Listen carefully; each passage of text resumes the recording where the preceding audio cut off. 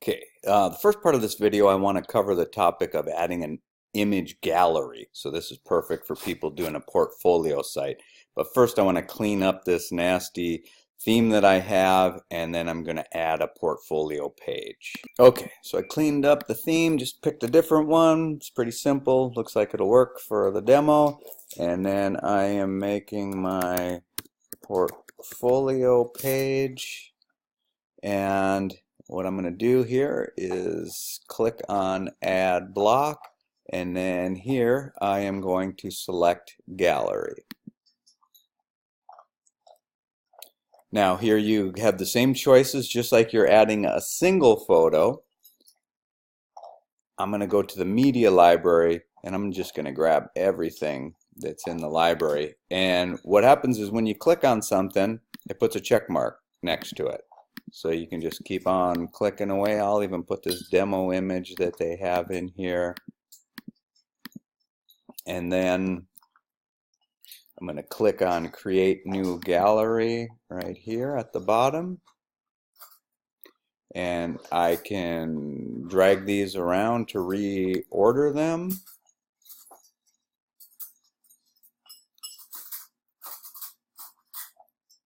I can cancel here, and I can edit my gallery, or I can add to the gallery.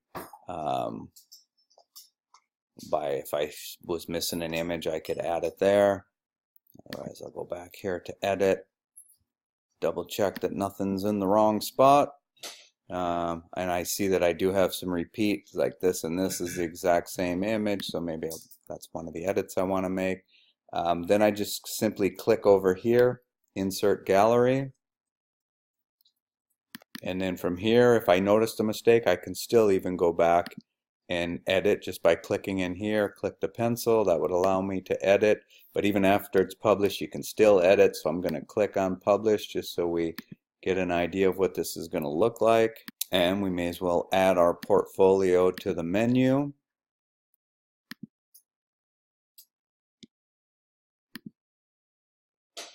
And what's nice about this is typically your newest pages go to the top of this list over here, so it makes it real easy to add things. As soon as it shows up over here, you get to drag it where it makes the most sense to you. And click Save Menu. Okay, and this gallery displays all of the images here by just taking a little cut out of them. It doesn't distort them to make them fit in here. But this is obviously not the way that you would want people to view them. So most people know that you just click, but you could also put a little statement in here with the, if you're worried that someone might not know, that just tells them double click on the image, or actually just a single click, and then you can go through the images.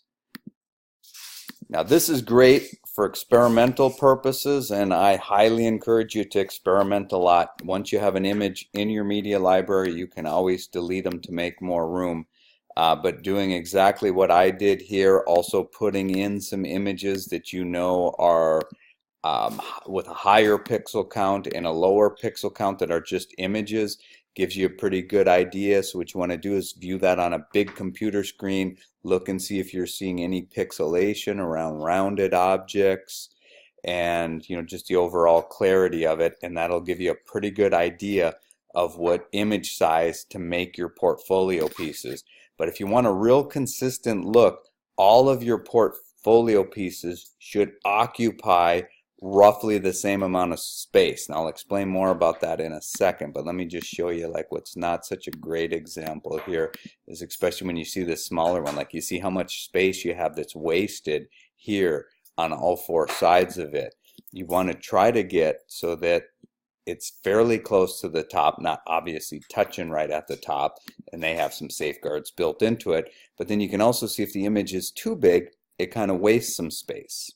My gallery of student work, and what you'll notice is that every piece either maximizes a width or a height, and that might sound familiar to some of you who have ever had to make an image for me as a JPEG, because that's exactly what I'm having you follow. And that area that I came up with was if it's a wide image, let's make it be 800 pixels wide, and then its height will be something less than 600. If it's a tall image, let's have it hit exactly 600 and then be something less than 800 wide.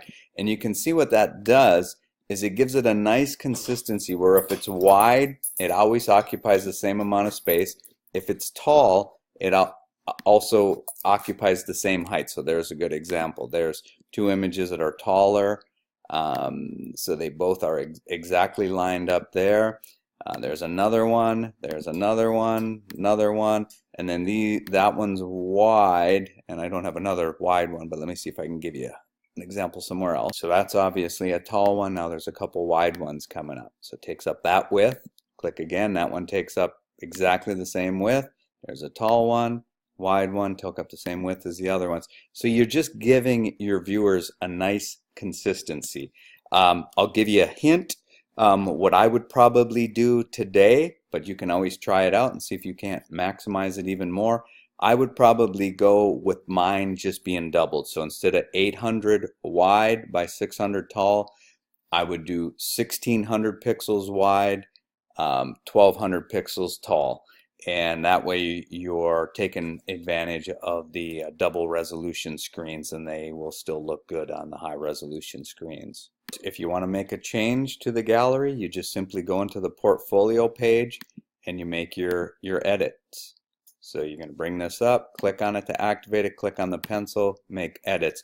Now different themes may give you more portfolio options, like how the thumbnails look before you click on the gallery and so on. For you that enjoy blogging, we'll have a blog heavy website, and for those of you who are being graded on your blog website, you will want to pay attention to a thing called categories. Again, keeping in mind that every theme looks a little bit different. Some of them just outwardly show you what category it belongs to. It looks like in this particular one you have to click on the name of the blog to get inside of it a little bit, and then like see right here where it says this entry was posted in uncategorized. Uncategorized to a blogger is the equivalent of having an untitled web page to a pure web designer. So any blog that you have, you should categorize it. That way when people are looking for them later on, that is one of the ways that they can search them. So to set up a structure of categories, what you have to do is analyze what you're blogging about and come up with some categories that make sense. So, you know, if you were planning 3 meals a day on a blog, you may have a category for breakfast, one for lunch, and one for dinner. This is just one example of many. I just made up 2 categories for my website. I'll have ones that deal with images and ones that are just friendly. If I come up with more, I'll add more. So to start with my categories, I'm going to go to posts, since they deal with your posts or your blogs, and we're going to go to categories. And then we are going to type in the name of our categories. As you can see by this, you can even have a hierarchy to your categories. If you're an extreme blogger, you can put in descriptions here. If you do a lot of work that might help you in the future, just remember what that category was originally made for. And then we're going to click Add New Category. And then we are going to do one more for the images category. And in this same window here, gives you a count of how many of them have the super unprofessional uncategorized 2, and nothing for these yet. So what we'll do is we'll change this so that the ones that we have are titled appropriately, and we do that by editing the posts themselves. So we go back here to posts, all posts, and then you can see the categories option here. If you've noticed before, when you click down here, you get edit, and there's also this quick edit, and it just so happens that quick edit is much quicker, and one of the things that you can change under quick edit is the categories. So image experiment would fall under images. Click on update, and then we'll do the same thing for the other one, changing that to friendly. also update. Oh, and one little goof I made is I forgot to uncheck uncategorize, because you can actually have multiple categories. So see, like this one has images and uncategorized, which is, I don't want that, so I'm going to get rid of uncategorized on that one as well. In the future, when you make a new post, you are going to remember to go over to categories on the side here and choose the category that makes sense. And if there isn't one, nice and convenient that you can add one brand new from here, and it'll show up in your categories managing tab that we were just in.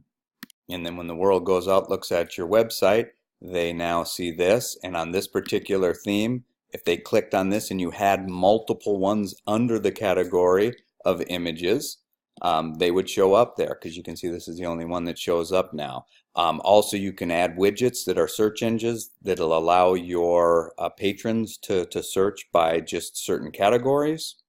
Now, a quick word on blogs. After you've met the requirements of my class for a blog, then you have to ask yourself, does it make sense for me to even have a blog? So I'm talking particularly to people who have portfolios. If you have a portfolio site, the last thing you would want to do is leave your junky test blogs like I have here inside of there. But does it even make sense to have a blog at all? If it's your portfolio site and you are extremely passionate about graphic design to the point where it's not just what you want to do for a living, but it's also a hobby, then maybe having a blog about graphic design would make a lot of sense. But if you have a portfolio site and you have a blog about flowers on here, that's just going to confuse people. So get rid of it. Go into the menu system, remove the blog, make another free site, and use that for blogging about flowers. Another thing to watch out for when you're getting down to the final points on your site is what makes sense and what doesn't make sense. If you scroll down to the bottom here and you see an option for likes and dislikes, does it make sense for someone to like and dislike a page? No, definitely doesn't. On the blog, sure, people can like and dislike what you're blogging, what you're talking about, what you're showing, but you know, and even any page really doesn't make sense to like or dislike.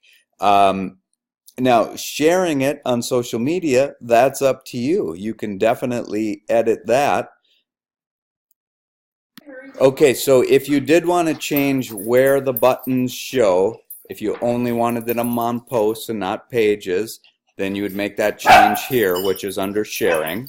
Remember, under the media setting, under sharings is where you control what media buttons do show. And then under pages, just a general tab for pages, if you go to screen options, this is where you can uncheck likes. In fact, you could uncheck all of these if you want to make it look more like a website. Now, certain themes, as you just saw, didn't even show these, but certain themes will. And then you have to click apply. Remember, this is, you know, your final editing things where you're just going to go look at every page and just make sure there's nothing that shows up in here that, you know, makes a website look less like a website and, you know, is more appropriate for a blog. But if you want, you know, the sharing options to show up, that's completely fine. But a like or a dislike on a page to me just seems like you didn't finish it, didn't quite know what you were doing. And then the very last thing that I want to talk about is how you actually put a video on a page. It's ridiculously easy. So let me just show you on one page here. Pretend that I want to add this to the About page. So I'm going to go into Pages, go to the About page, click on Edit, and then all I'm going to do here is click the plus button. And I'm just going to click on Paragraph because you can't actually host your own video in this free version of the program. But all you do, go to YouTube, grab the actual address of the video that you want, and then just simply paste it in the paragraph, and boom, it shows up that easily. You don't have to make it a link. In fact, you don't want to make it a link. You just paste right in there. and then making the update to the page, come out, test your website. If I go to portfolio here,